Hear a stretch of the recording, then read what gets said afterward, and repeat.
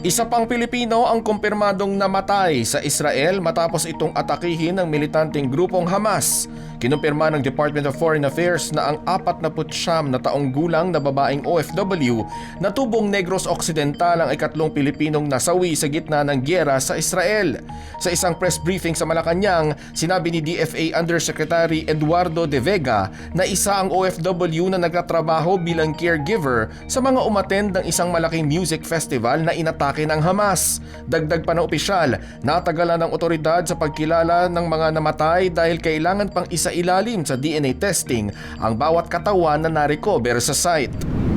Kampiyon sa Open Ladies Singles si Giselle Bulahaw sa katatapos lang na 2023 Cosmo Malaysian Open Johor Darts Championship.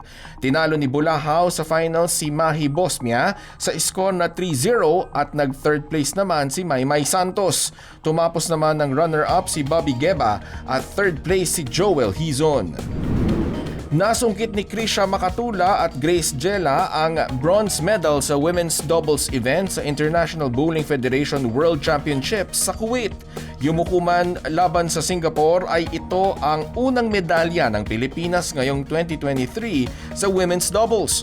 Huling nakakuha ng medalya ang Pilipinas sa women's doubles noong 1979 sa tambalang Bong Ku at Lita De La Rosa kung saan nagwagi sila ng gintong medalya.